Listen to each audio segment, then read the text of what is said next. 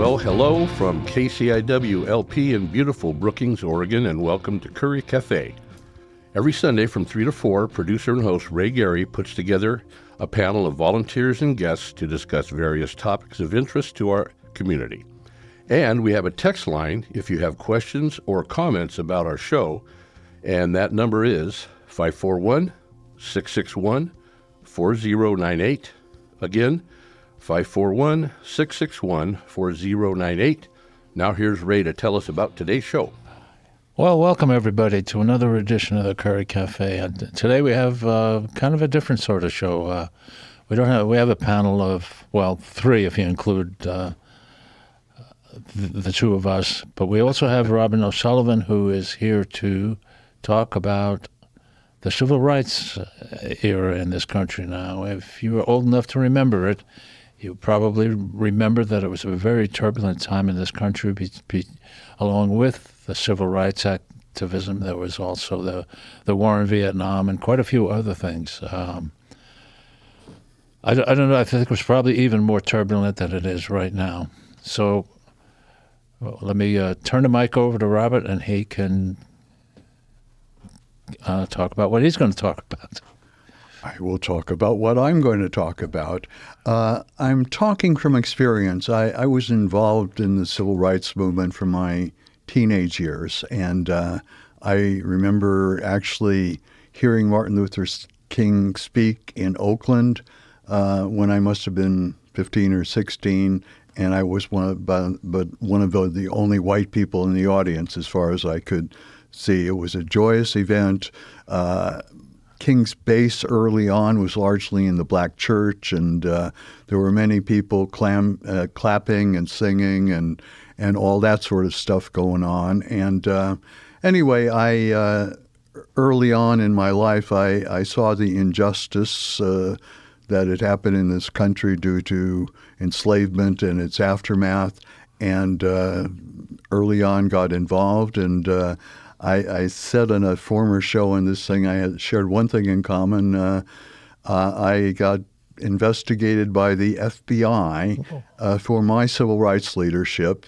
And even though I was a pre-ministerial college student in a conservative Lutheran denomination, but like some of my other fellow students, I recognize that if you take the Christian faith seriously, you look at everybody as a child of God, and you don't make distinctions and rejections based on things that are really not important. We're all humans. We're on this planet together.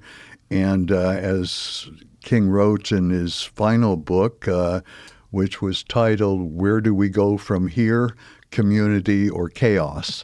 And obviously he, as an advocate of the blessed community and of justice for all, was on the side of community, but chaos is what happens otherwise, and we're seeing that more and more these days. Now, about King himself, he grew up in a rather stable, kind of middle-class black preacher family in Atlanta. His father was the head minister at Ebenezer Baptist Church, one of the main black churches in Atlanta. And he was a strong figure. He had his faults, and those who have tried to psychoanalyze King since those days said that often King was struggling with his own struggle with his own father about issues of authority and that sort of thing. While growing up, there were two incidences that had a big impact on him and shaped his life after that. Before he went to any school, he had a playmate who was white during ages 3 and 4 or 5 or whenever you start kindergarten. And they, just like young kids anywhere, played together and became friends.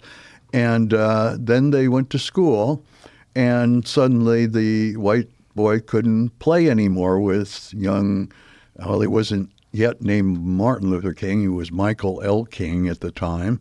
And they just could no longer play together. And finally, the boy at school told him why. And it was because his father had forbade it. It wasn't right. This is not what goes on in the Jim Crow South.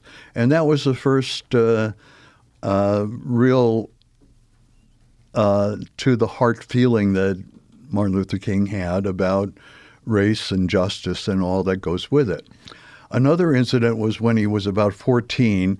He was already in high school and was about to go to Morehouse College the next year at age 15. But at 14, he and one of his teachers went by bus back and forth to a oratorical contest somewhat away from home in Atlanta. And on the way back, he and his teacher, who was black, were seated in the bus, but they stopped at some small town between where the event had happened and going back to Atlanta. And he and his teacher were forced to stand up for the rest of the 19 miles of the trip. And that influenced him deeply and influenced the history that followed. And his teacher said they had to do it because it was a law, and it was a law in the Jim Crow South that such things could happen. And anyway, those were two formative events in his life that he often mentioned later in his life because that was part of who he was. And incidentally, he did get to Morehouse College at a young age. His father may have, who was a friend of the president, may have had something to do with all that. And he was not a great student there. And for one thing, his reading level was not terribly high because he had been attending all-black schools that didn't teach very well. And although it's interesting, that show on CNN, a kind of attempt at humor, I forget what they're calling it, wanted us to identify who were people who were in college at age 15, and they turned out to be Martin Luther King and Sharon Stone, which is a very interesting combination. If I could interrupt you for just a second, Sure. That's where I learned that little factoid, watching that show last night, and I would recommend that show to everybody, and I will as soon as I remember the name of it. It's that's news to me. I think. Something like that. And in case you're wondering, and you don't know what happened to Roy Wood Jr., who should have been the rightful heir to the host spot on The Daily Show. Yeah. I mean, I think everybody was rooting for him or Desi Lysak. So Yep. Anyway, he didn't think he was going to get it, so he quit the show to go on to go back to doing stand-up, and there's other ways he had of making money, and he got this show, and it's incredibly funny. Have you seen it? I've seen bits of it while channel has surfing, and I saw those names together, and I thought I knew the answer to that, and I was right. So. Oh, okay. Well, meanwhile, back at Morehouse College, historic black colleges and universities played an important part in the civil rights movement. The two most prominent were Howard in Washington, D.C., and much of the legal talent and others who led in the movement came out of that. But Morehouse was kind of another one of the great historic HBCUs. And at Morehouse, King became acquainted with a very strong and powerful president of the college, whose name I'm forgetting for a second, but it will come back soon. And Benjamin Mays was the name of the man who was there. And in his readings, he later talked about what was the most important reading during his college years, and that was the essay called On Civil Disobedience by Henry David Thoreau.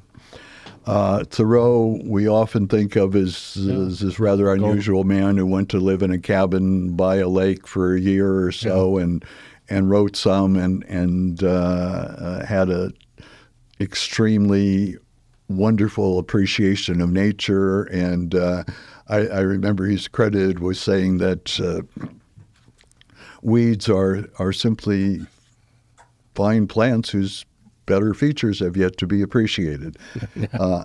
But there was an incident in Thoreau's life that not too many people know about, although there was actually a play on Broadway about it years later. And this was at the start of the Mexican War. Now, U.S. history has always been a history of expansion, and in the process, it's involved genocide, it's involved wars that were not at all justified, and but it's the treatment of Indians, the Trail of Tears, many other things of that sort illustrate that. But here, the Mexican War was thought to be very popular, and it was trumped up. In Congress, there was only one person who voted against it, the Barbara Lee of his day, and that was Abraham Lincoln. He was the only vote, and the next time he was up for re-election to Congress, he lost. And so Lincoln was against the war, and so was Thoreau. And Thoreau was supposed to pay a tax to help support this war, and he refused, and he was incarcerated for refusing to pay a tax to support this ungodly, terrible, racist war that was going on in the American West. Now this wasn't a tax specifically for the I believe war, it was. I don't know. Well, we didn't have income tax in those days. Well, they didn't, but they had a way of. Congress had power to allocate and get. And anyway, he wound up in jail, and a good friend of his was Ralph Waldo Emerson, the famous transcendentalist philosopher and thinker and all that. And he confronted Thoreau and said, "Why are you in jail?" And his answer was, "Why are you not in jail?" Anyway, the essay on civil disobedience is one of the basic pieces of literature behind the nonviolent movement that King so exemplified and led. And he was exposed to it about 15 or 16 while at Morehouse College. And it has the basic assumption that if something is evil, you should not cooperate with it. You should resist nonviolently to it and try to make a better world by your own actions, even if you have a different drummer, to use Thoreau's phrase, that even if everyone else is marching along with a band and you're not in step with them. And I found myself much of my life being of that vintage. Me too. That's the story of my life. It's the reason I've been so successful. You know, Robert, I wanted to go back. By the way, this is Rick McNamer, operator standing by for the text line, 541-661-4098. I was reading about the bus boycott. Yes. And what amazes me is with all these attacks against critical race theory, DEI, affirmative action, that's really recent history that we had some pretty ugly stuff going on back then and that was, what I've got is the Supreme Court in 1956. I was 4, but still recent history. Yeah. They came out with, it was illegal to segregate people riding buses. And then after that, or during that time, Dr. King was assaulted, his house was bombed, imprisoned, all of that stuff. I think his spirit for nonviolence had to overcome a lot of stuff. Oh, for sure. Let me tell you a little more about his education. At Morehouse, he had mediocre grades, and that probably had to do with poor training in reading. But he had a lively mind, and he learned about a seminary in Pennsylvania. It was a small one. I think it had only like 40 students. It was named Crozer Theological Seminary, and the heritage it came from was from Congregationalists. Congregationalists were a kind of liberal, New England-based Christian denomination. And interestingly, while there, he became acquainted with several of the professors and leaders who were knowledgeable about Mahatma Gandhi and what was going on in India at the time. One of them, I think, had visited for a while, and it got King again becoming aware of ways to combat evil that do not create a lot of bloodshed, even if you're willing to accept bloodshed on your behalf. After that, he went to Boston University, their divinity school for theological training, and eventually got a PhD there.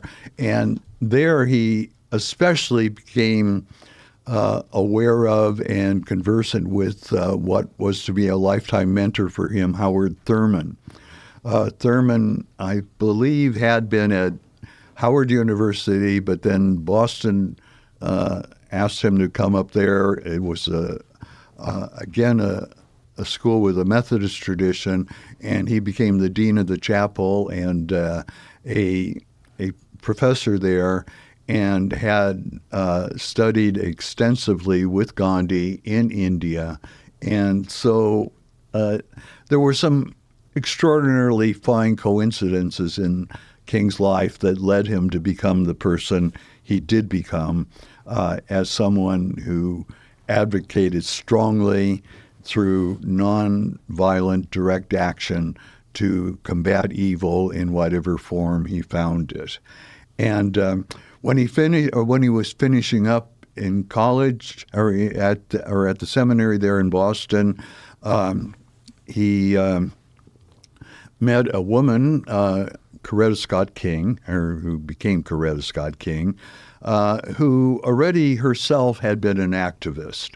In fact, he claimed that in many ways she was more than he was at that time in their lives. And she was a singer. She went to college in Ohio and looked for a concert career. But and King had previously had a fairly intense love affair with a white woman while at Crozer, but people advised that that was not wise if he wanted to be a prominent clergyman in the black church, and that was part of that background. When he was finishing up, his reputation was already becoming known as a very bright, gifted, talented man. He was ordained in his father's church in Atlanta at a younger age. He occasionally preached. And there were large black churches throughout the country that were interested in hiring him. And meanwhile, his father back in Atlanta wanted him to become his full-time assistant. And those were all, and there were some universities, including a historic black college in New Orleans called Dillard College, that wanted him as a professor, and these were all tempting. But another offer emerged, and that was from Montgomery, Alabama. Now, Montgomery historically was a major slave trading place. It was also the first capital of the Confederacy. It later moved to Richmond, Virginia, but it was the first. And a center and the capital of a state that was terribly oppressive of black people, especially when it came to voting. There was one county in near where Selma was called Lowndes County, which even in the 1950s, did not have one black person registered to vote. And anyway, King became the pastor at Dexter African Baptist Church in Montgomery. It's right downtown, right near the Capitol. And his wife had a baby, and he was there for about a year when Rosa Parks made her decision that she was tired and she did not want to give up her seat to a white man just simply because of the color of her skin. There had been incidents of that type in Montgomery ahead of time. The Montgomery NAACP was thinking of ways to deal with the issue. The U.S. Supreme Court decision on Brown versus Board of Education, which said that separate but equal facilities are not possible, especially when it applied to education, and that made a lot of people, a lot of black people and those who sympathized with them, optimistic that some change would happen. But King was one who clearly understood that if you want to bring about change, you just don't wait for it to happen. You're willing to take nonviolent direct action that highlights the issue and gets attention in the press and puts pressure on the authorities and all that to bring about change that was right. Way back in 1896 or 98, I forget the year for sure, the U.S. Supreme Court in those days, ruling about trains and passages on trains, said that separate but equal facilities are okay, but they weren't, and they definitely were separate, but they were rarely equal. Exactly. And incidentally, going back to his Morehouse days, there was an arrangement between college people there, the administration, with some private tobacco company in Connecticut, of all places. I didn't know they raised tobacco in Connecticut. I thought it was a southern thing, where students from Morehouse could go and work for the summer.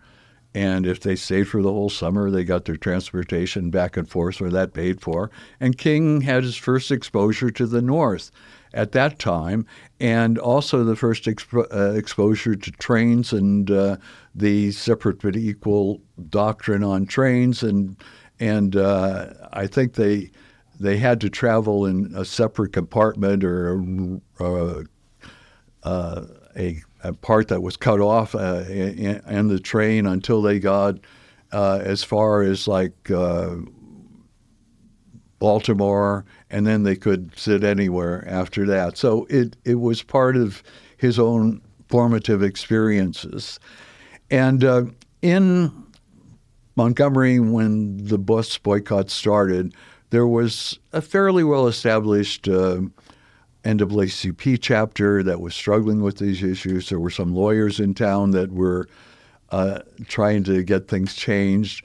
And when Rosa Parks was arrested and that all happened, the word got around quickly, thanks to mimeograph machines and some other primitive means of printing. And all of a sudden, the buses were not being boarded by what were often the majority of their passengers, which were black people. And it shut down the town in many ways. It went on for quite a while. And when it came time for a leadership, King was chosen, even though he was reluctant about it. He had a young child. He was new in town. He was just developing his style and all that. But he had remarkable rhetorical gifts, and there's in fact, I was listening to it a little while ago. There's an amazing recording of what he said at one of those first meetings. He had oratorical skills with his voice, with his pauses, with his body language, with his just people were moved by him, and it was people who were well educated and sophisticated, but also people who were just common folk who just caught in the moment the power of this man's gift. And as Rick mentioned earlier, he also soon found himself getting harassed in lots of different ways. There were bombs thrown at his house. There were physical violence against him and some of the colleagues, and he would get a lot of phone calls that were obscene and ugly and awful. And in one particular case, there was a phone call that used the N-word and said, you better get out of town soon, because in 3 days we're going to blow up your head and your house.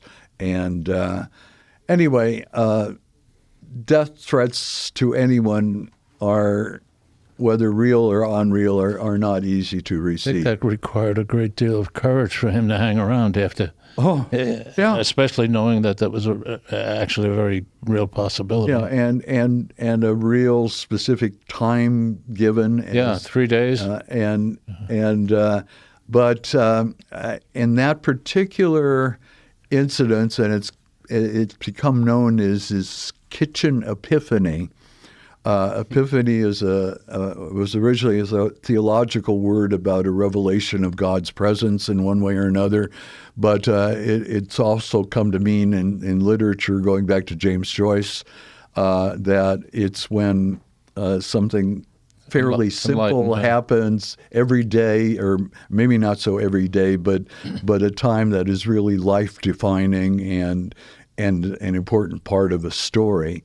And he made some coffee and prayed and said he heard an inner voice of God that basically said that you're fighting out for justice, you're fighting out for freedom, and I will be with you even until the end of the world. And from that time on, King had a really personal, intense feeling of a calling. And his calling involved, he realized the threat of death, but he was not going to stop because of that. He was willing to face whatever consequences he had to face. And indeed, later on in his life, he was stabbed once close to his heart. He was hit by bricks and stones and other things in Chicago when they tried to have events up there.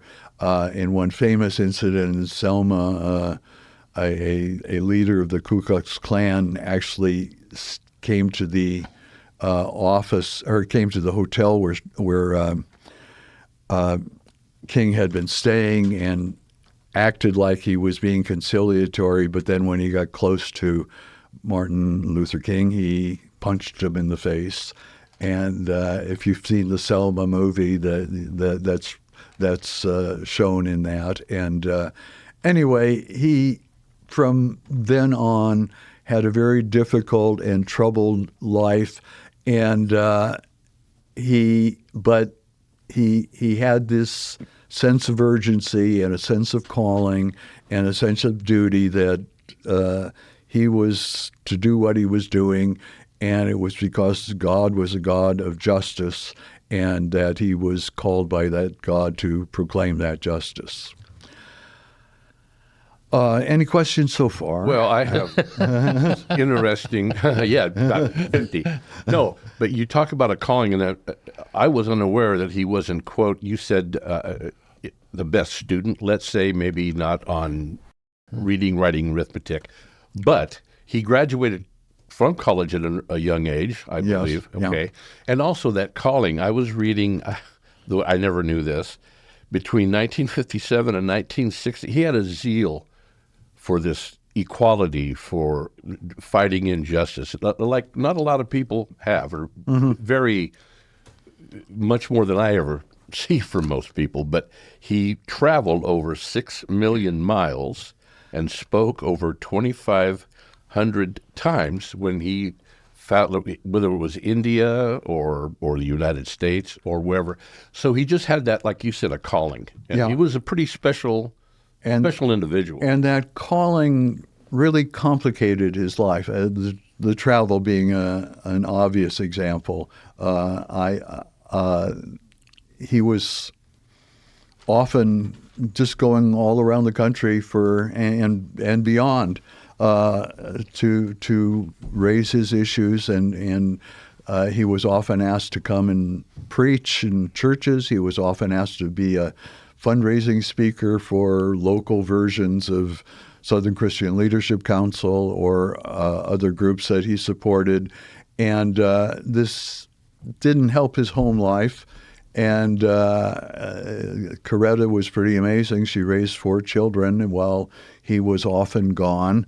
And he also found himself sometimes very, very tired, and he dealt with what nowadays would be called clinical depression. He was hospitalized several times for it, and other times he just had to take a big break. He was just going through so much. And that, again, also complicated his personal life. Everybody wanted to hear him speak and speak on their behalf, and organization developed from the bus boycott in Montgomery, which became the Southern Christian Leadership Conference. It was largely dominated by clergy, but it developed into an organization that was key in Selma and a lot of other places, and he became the leader of that with his good friend Ralph Abernathy, who was another pastor in Montgomery when the bus boycott took place. Something referring to his ability to give a speech was years ago. I think it was in 96, 95. Anyway, I went to France with my wife, and it was the same year, the 50th anniversary of D-Day. So the whole whole beach there was geared up for tourism to come, and we were like a month before that, so it was very nice for us because there was lots of room. But anyway, we went to a D-Day museum there, or I guess a World War II museum that had just opened. And when you go, it was a typical museum. There's lots of dioramas and different things like that. But one of the first things you come upon is you will go into this large room that has a diorama of the D-Day invasion, and have all the little electronics and things like that. I don't remember exactly how it was all portrayed, but while you're looking at this diorama, they were playing the "I Have a Dream" speech. Huh, okay. Now, this is in France, where I'm sure you know, a lot of the people coming there, not only from France, but had no idea what he was saying. They had no idea? I would imagine. I mean, because unless he spoke English. He was in France speaking the. Oh, well. He wasn't. They're playing a recording of it. Right. Now, and I'm going to go back to that real quick. Robert, you were talking before about how that "I Have a Dream" speech was, or maybe it was Ray. Me. Okay. I apologize. How that was mostly extemporaneous, that wasn't written down, or most of it wasn't written down. And that was a pretty big moment. Yeah. At the March in Washington, I went there. I was a young man, and it was quite the event. There were wonderful musicians who sang. Mahalia Jackson, probably the finest of the black gospel singers. Peter, Paul, and Mary, Bob Dylan. Harry. I'm not sure about Harry Belafonte, but Harry Belafonte played a very, very important role in the whole civil rights struggle. I should point out, too, at the time of this speech and the time of March on Washington, Peter, Paul, and Mary and other people, entertainers, were not exactly praised for it by a lot of people. That was just a pretty daring thing to do. The same type of distrust of Hollywood that one finds in spades these days was certainly around in those days. But let's go back a little earlier. After the bus boycott was remarkably effective, and part of it had to do with the discipline of those being involved in the struggle. King, and it's a famous week that happened, was one who went to a place called Highlander Folk School in Tennessee. And curiously, the same week that he went there, also there were Rosa Parks and Pete Seeger, who later adopted We Shall Overcome, which had been a labor song, to become a civil rights song. And but what happened at that place is they talked very seriously about the discipline that was necessary to conduct nonviolent direct action. And that meant turning the other cheek. It meant not striking back. It meant being willing to accept the consequences of what you were willing to do. And it meant being willing to continue to pursue things until things changed. And in the Montgomery case, it took over a year, and it really took the U.S. Supreme Court to affect the change that required the city of Montgomery to change its policies. And that was one of the first, earliest successful direct action, nonviolent event in the civil rights struggle, and was replicated in other places across the South. It followed with other struggles in the South. Birmingham was a huge one. That didn't focus on buses. It focused on the way in which blacks were treated in public facilities. You couldn't use this kind of water fountain, or you couldn't have your shoes tried on, or you couldn't eat at the lunch counter, and all of those kind of issues were directed in Birmingham, and it had a particularly outrageous head of public safety. He was in charge of both the police and the fire. Bull Connor was his name, and he was the biggest bully. His name. We have some bigger bullies these days, probably, or more powerful bullies.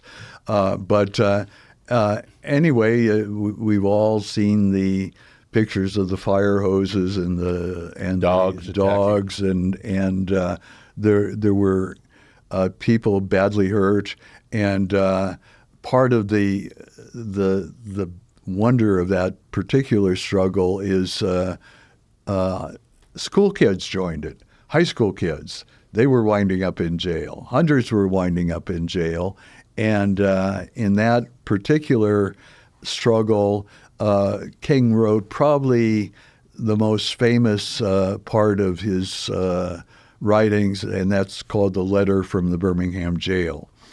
He didn't have anything to normally write it on, so he started writing it on scraps of paper, toilet paper, newspaper, anything he could find. He had friends come in with other stuff, and it was in response to a letter that had been published locally that by local white clergy who were in that I find it despicable, but that slippery slope of saying, well, you're right, things should get better, but you're pushing too hard, you're going too fast, slow down, things will work out, and King's response was remarkably powerful in rebutting all those arguments.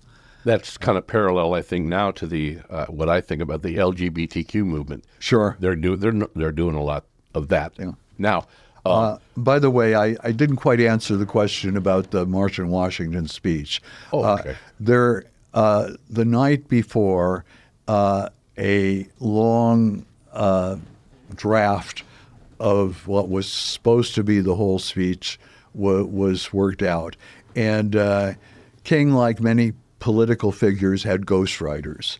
One was a Jewish northern attorney who had a lot of Communist Party affiliations and finances in his background, and became a strong advisor to Trump and someone that the FBI hated.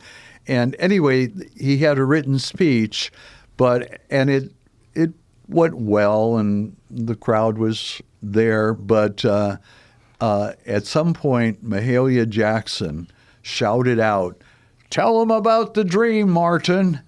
And this was a speech that he had given, or a part of a speech that he had given a number of times in Detroit not too long ago. Mahalia had heard it there, I believe. And so he kind of left his written speech and went into that. And incidentally, there were some other things about the March on Washington that I find is troubling. One was the Kennedy administration, who were reluctant partners with King on stuff, and were dealing with a Congress where especially the Senate was dominated by Southern racists. Anyway, the Kennedy administration wanted to see the text of all the speakers, and so did the Catholic Archbishop of Washington before he'd give the introduction. And one of the speakers that was controversial was John Lewis. John Lewis had his head bashed in the Selma incident, and was a young man more affiliated with SNCC than was SCLC.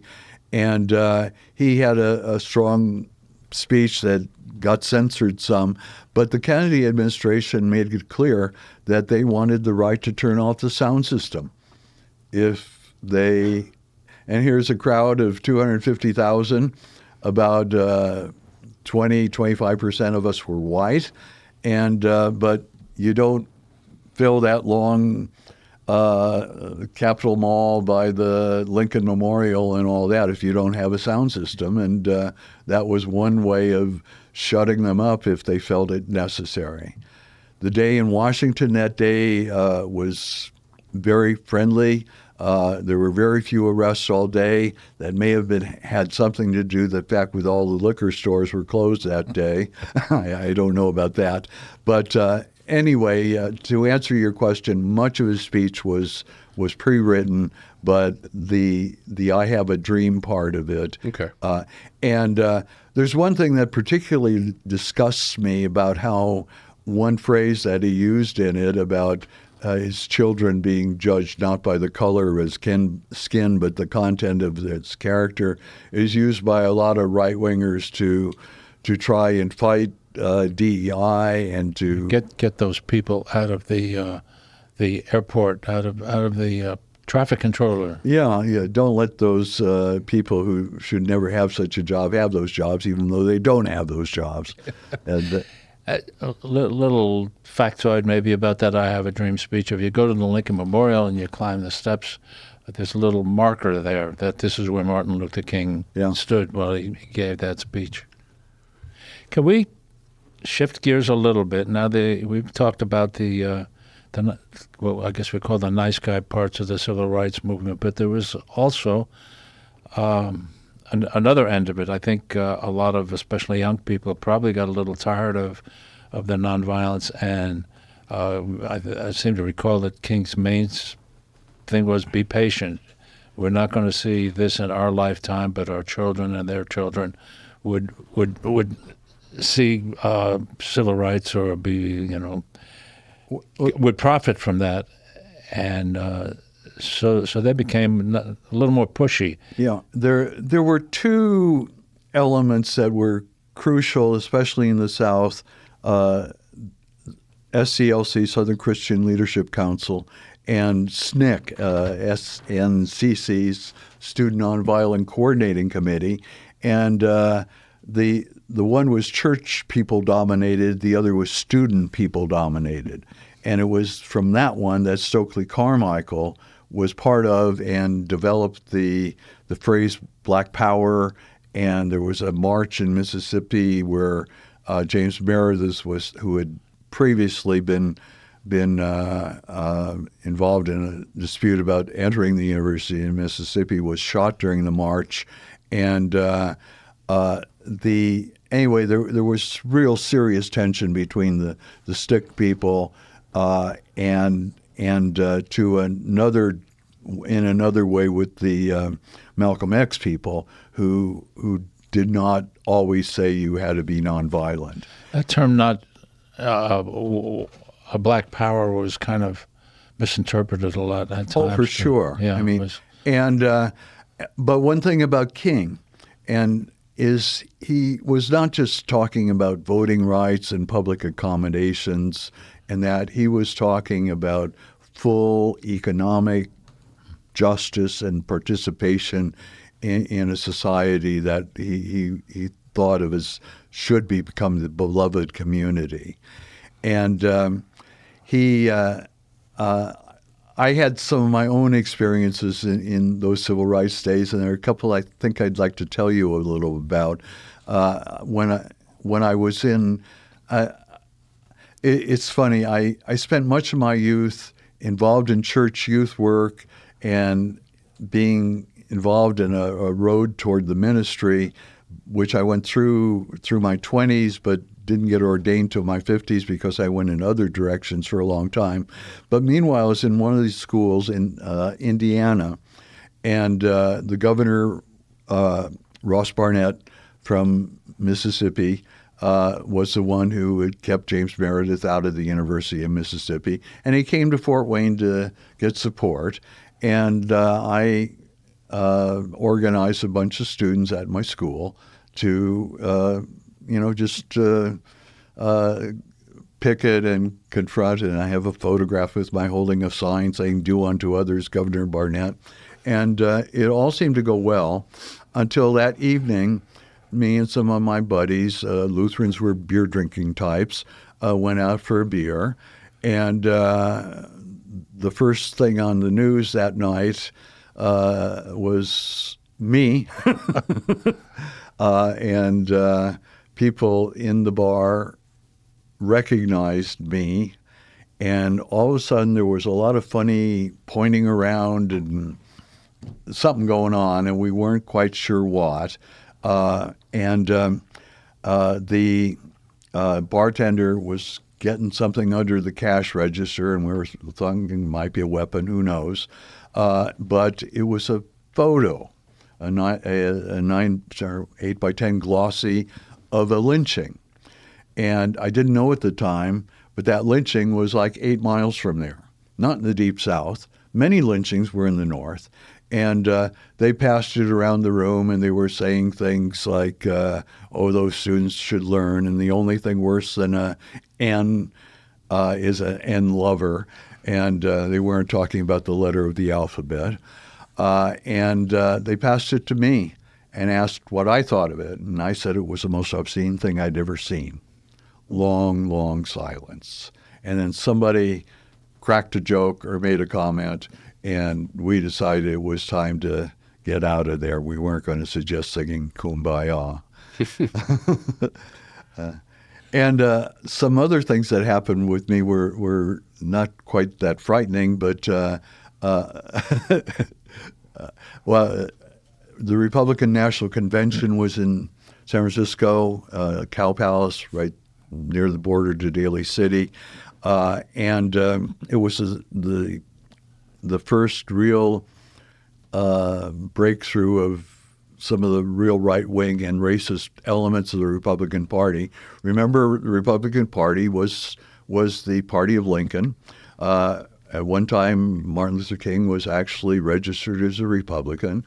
But anyway, this was the Goldwater Convention with a lot of ugly race, and Goldwater had opposed the Civil Rights Bill and all of that. And anyway, there was about 1,000 of us who blocked the main entrance of the Cow Palace to make it difficult for them to leave when the session was over.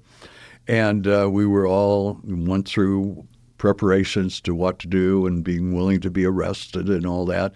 And anyway, the convention people chose to ignore us, let them out some side entrances, and we just sat there for 4 or 5 hours and nothing really happened. And that happened a couple times in some hotels and car shops in San Francisco as well. Another thing that occurred during that time that was greatly misunderstood, to include me, was the rise of the Black Panthers. And the Black Panthers began, Huey Newton, and I cannot remember the other guy's right name. That's Bobby Seale. Bobby Seale. We're seeing all these black people at traffic stops and things like that being beaten up and abused in some way. And at the time in California, it was legal to carry a loaded firearm as long as it was in public view. You couldn't have a concealed weapon, but you could carry a AR-15 or whatever. I don't think they were even invented yet. But you could carry shotguns or whatever. And what they would do is follow police cars around until the police car stopped a black person, and then they just got out of their car and they stayed far enough away that they were not interfering. But and they had law books with them. Yeah, and they would definitely be very intimidating to any cop stopping somebody as a retired. Well, wait till they walked into the floor of the California legislature. That really scared people. I see our time is a little going, and I want to mention one other incredibly important part about King's life, and that had to do with the war in Vietnam. He early on had misgivings about it. He connected with a famous Buddhist monk, I get his name mixed up every time. They met several times in Chicago, and he gave a famous speech at Riverside Church in New York City in which he said that violence or injustice anywhere is a threat to justice everywhere. And he got in trouble with a lot of his supporters and a lot of media because of this. There was, of course, a strong student movement going on and all that, but a lot of people saying, "Oh, you're messing up the civil rights struggle by opposing this war." And even though this war was not justified, it was in a country with people who were not white, and an enormous amount of bombs and napalm and many things of that sort were. And King was just insistent that he can't be talking about having justice in the American South and not justice in a place where we have no business being. Well, and to me, I hate to kind of end, we're running down, but end on a downer a little bit, but for as great as he was, and the movement for nonviolence was building, I think, at the time, or at a time, I don't see it around much these days. It seems like that message has been not lost, but definitely weakened a bit. I think so. And a lot of what message are you talking about? Nonviolence. Oh, okay. Equality. A lot of it has to do with all the guns that have I agree. Escalated since that time. And the love of guns. And the love of guns. And the fear of not having your gun. Well, yeah. And a lot of the slacking back was the assumption that things were gradually going to get better, and they haven't. And the assumption that somehow people were getting tired or materialistic, or somehow other things became more important in their lives. I thought things would be much better by now. I did too. Speaking of which, I'm glad you brought that up, because I did want to get your opinion on. I hear a lot of people say, as far as the blacks are concerned, that they really haven't made a whole lot of progress. I guess I'm not seeing the whole picture, but I think there's been a whole lot of progress. There's a lot yet to be made. When I was a kid, or not even then, much later in my life, if I had made a doctor's appointment out of the phone book, I'd never seen him before, and a black doctor walked in, I might have been a little surprised that there was such a thing. Or when the pilot was getting on the jet you're about to fly across the country was black, it'd be kind of shocking. And now I think there's much less of that, if any of it. Well, there still are a lot of people who just say, I'd never go to a black doctor, or I wouldn't fly in a plane if I knew the pilot was black. Still are. There are a lot of people, but I think at least now that black doctor and that black pilot exists. And, exists. Not in big percentages, but definitely exist. And in communities like Brookings, of course, we don't see it because there are virtually no black people here, but and other communities that are mixed race, is it still like it used to be? I mean, black people can buy a house now in most places, probably. Still harder. Harder, yeah. I didn't say things were perfect, but no. I know. say that there's been little or no improvement, I think is people can jump one end or the other, but I agree that progress has been made, but I also agree that, especially with this administration, it's starting to be pulled back. Yeah, all bets are off when we talk about anything as far as progress goes with this administration. Another thing about King and the civil rights era is in the late 60s, things started to go bad. For one thing, King was invited to do stuff in Chicago, but there were not people on his side who were used to the type of discipline and willingness to accept violence and all that. But there were also whites in the North, in Chicago and Cicero and places like that were kind of more overtly, violently racist than some white people in the South. And in Chicago, they did try to deal with the housing issue. King was amazing. He was meeting with the mayor of Chicago, Richard Daley. He was meeting with Lyndon Johnson. He was meeting with Bobby Kennedy. And he was a really important figure in our national life. But things were going bad with him, especially with the Chicago effort, and also when the opposition of the War of Vietnam was taking place. King was in deep, deep trouble. And he was often conscious of the thought that he might be assassinated. And the speech the night before he was illustrates something that he often had to cope with, and probably had to do with a lot of the depression he dealt with and some of the other activities he engaged in. Well, yeah, and we are running down, a couple of minutes left. What I will say, first of all, thank you, Robert, for filling us in on all of that stuff, a lot of the stuff I didn't know. And here we are, three white guys in the middle of Black History Month talking about it. Maybe that's some success that's going on. But I still think there's a long way to go from what I see. There clearly is a long way to go throughout the land. And I just hope that people who understand these things do what they can personally in whatever ways they can to try and make it a better place. Yep. I thought I'd mention there's some excellent books out. Claiborne Carson has a book which he calls the autobiography of Martin Luther King. It was actually edited by him.